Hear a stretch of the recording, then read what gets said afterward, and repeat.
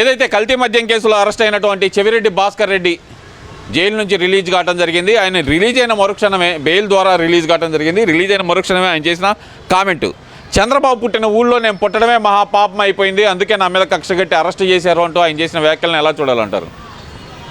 ఇప్పుడు ఇంతకుముందు రాజశేఖర గవర్నమెంట్లో కూడా ఈయన కాంగ్రెస్ పార్టీ చెవిరెడ్డి భాస్కర్ రెడ్డి అంటే రాజశేఖర రెడ్డి గారు చంద్రబాబు నాయుడు సమకాలికులు, సీనియర్ నాయకుల్లో. అప్పుడు ఆ ఊరు అతను ఎన్టీ రామారావు తెలుగుదేశం పార్టీ చేసిన తర్వాత కూడా రాజశేఖర రెడ్డి గవర్నమెంట్ 2 సార్లు గెలిచింది. అప్పుడు ఇతను కాంగ్రెస్ పార్టీగా అప్పుడు 4 సార్లు, ఇంతకుముందు ఇది 3 సార్లు ముఖ్యమంత్రిగా చేశాడు చంద్రబాబు నాయుడు గారు. మరి అప్పుడు ఇన్ని కక్ష సాధింపు చర్యలు ఈయన మీద ఎందుకు తీసుకోవాలి? ముఖ్యమంత్రిగా ఉన్నప్పుడు చంద్రబాబు ఉమ్మడి రాష్ట్రంగా ఉన్నప్పుడు ఎందుకు తీసుకోలేదు? సరే, ఆయనకు వ్యక్తిగతంగా నీ మీద ఉంది, నువ్వేదో ఆంధ్ర రాష్ట్రాన్ని ఉమ్మడి రాష్ట్రాన్ని ఆ రోజుల్లో అనుకుందాం బాగా దున్ని ఎరువాక సాగి పంటలు పండించే సామ్రాటు అని నిన్ను వదిలిపెట్టాడా అనుకుందాం.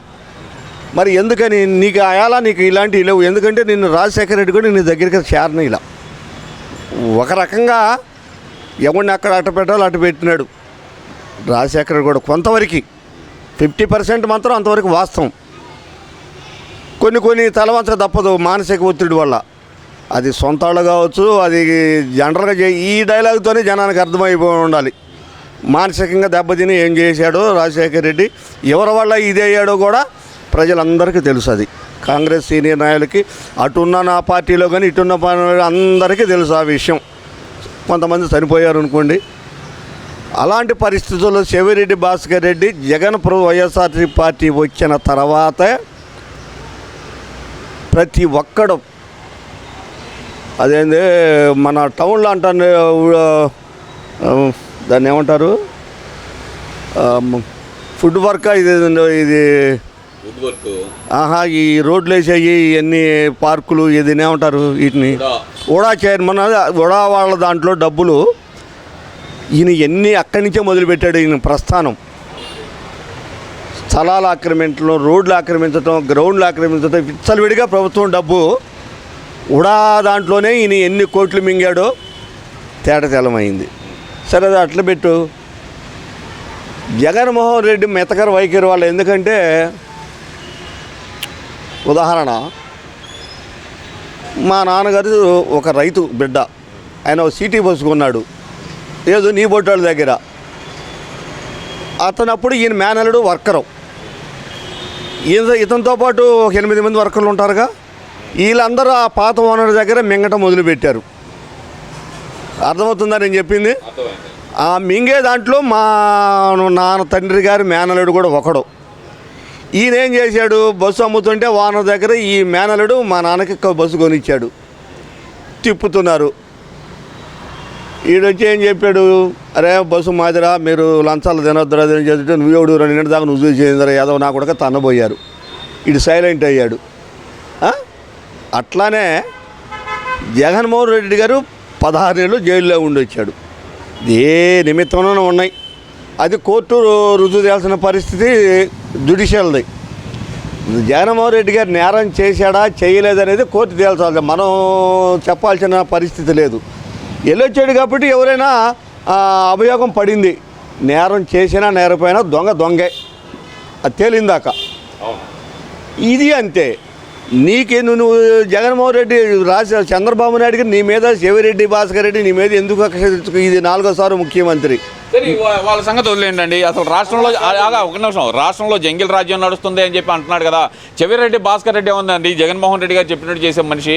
మరి ఈరోజు జగన్మోహన్ రెడ్డి గారే చెప్తున్నారు కదా ఆంధ్రప్రదేశ్లో జంగిల్ రాజ్యం నడుస్తుంది అని చెప్పి చెబుతున్నారు కదా. మరి ఆయన జంగిల్ రాజ్యం అంటే అడవికి రాజ్యం. అవును, ఇప్పుడు ఈ ప్రజలంతా అడవిలోకి నెడుతున్నాడు అనమాట చంద్రబాబు నాయుడు గారు.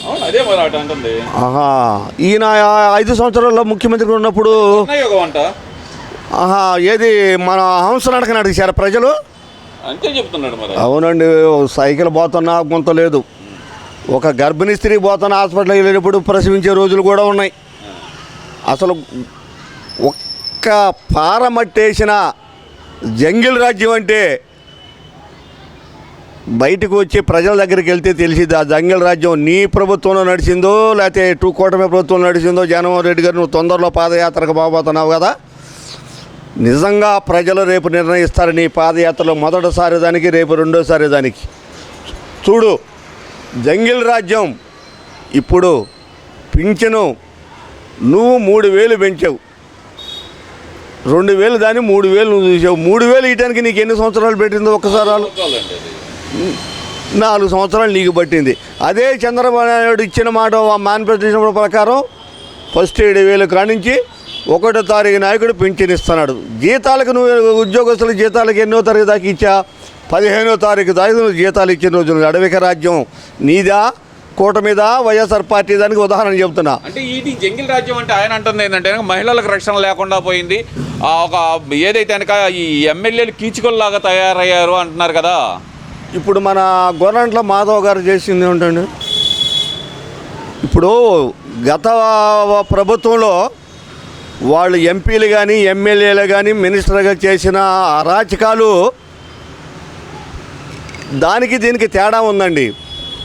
అందుకే నేను చెప్పేది ఏంటంటే వీళ్ళు ఏం చేస్తారంటే వీళ్ళు కోటాను కోట్ల ప్రభుత్వ సొమ్ము మింగి ఉండారు కొంతమందే. వైఎస్ఆర్ పార్టీ ఎమ్మెల్యేలు అందరూ ఉండలేదు, అందరు మినిస్టర్లు కాదు, కొంతమంది ఒక బ్యాచ్ ఉంది, పేటీఎం బ్యాచ్.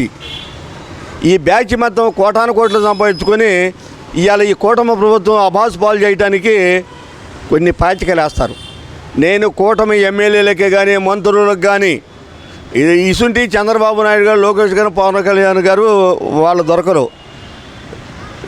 ఇప్పుడు అదేనండి మన వ్యవసాయ శాఖ మంత్రి ఆయన కానీ, విమానయాన శాఖ మంత్రి కానీ పెన్షన్ లాంటి ఇల్లంటే వాళ్ళు దొరకరు. వాళ్ళు వేస్తారు, వాళ్ళ ఎవడు మెత్తగా ఉండారా, ఎవరు ఎట్లా పడతారని చెప్పేసి వాళ్ళు చూసుకొని ఇలాంటి గాలాలు వదులుతారు. వాళ్ళకి వైసీపీ నాయకులకి ఏమో అవసరం అండి అసలు ఏమండి? బస్టు పట్టియడానికి ఏందండి? ఖచ్చితంగా చేసే పని వాళ్ళు అదే. ఉన్నది లేదు ఉన్నట్టు సృష్టించాలంటే విఠలాచారి చాలు వీళ్ళ దెబ్బకి. కామేశ్వరరావు కూడా చాలడం, కామేశ్వర డైరెక్టర్ గారు ఆయన కూడా చాలడం వీళ్ళ దెబ్బకి.